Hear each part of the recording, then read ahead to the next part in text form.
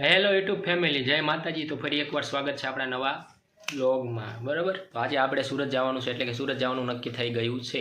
તો સુરત તો જવું જ પડશે, એમાં કંઈ હાલશે નહીં, બરાબર। કામ ધંધા હવે ખુલી ગયા છે, તો હવે કામ ધંધો કરવા પણ જવું પડશે।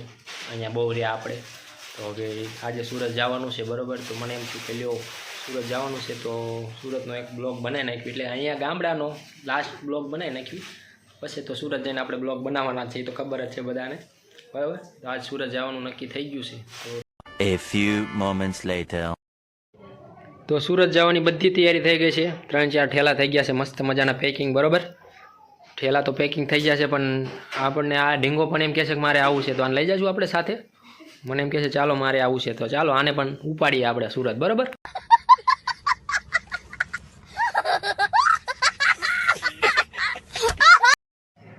તો આજે આપણે સુરત જવાનું છે, તો આપણા માટે આજે સ્પેશિયલ મમ્મીએ જમવાનું બનાવ્યું છે, એટલે કે રીંગણાનો ઓળો બનાવ્યો છે। અમારી ભાષામાં તો ભરથું કહેવાય છે, તમારી ભાષામાં શું કહેવાતું એ આપણને નથી ખબર, બરાબર।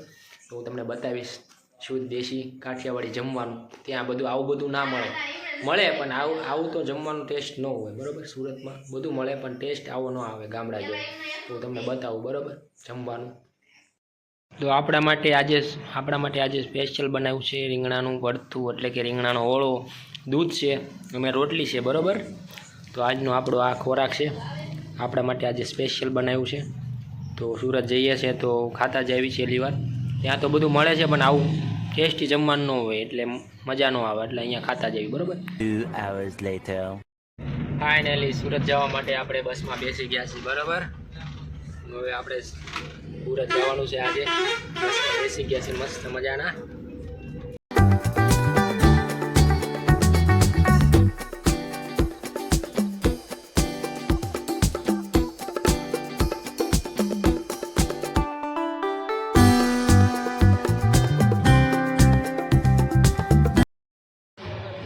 ડીઝલ પુરાવા બસ ઊભી રહી છે, જોઈ શકો છો તમે, જો બરાબર।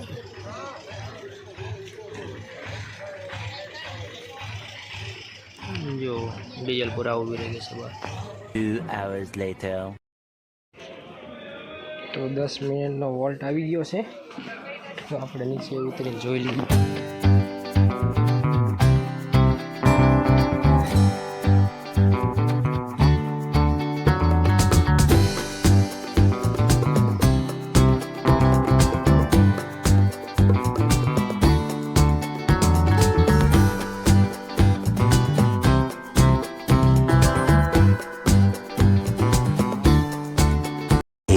Hours later.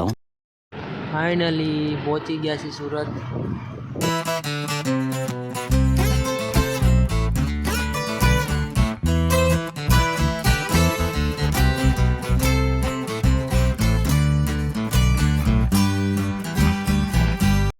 ફાઇનલી પહોંચી ગયા છે આપણે સુરત પહોંચી ગયા છે, બરાબર।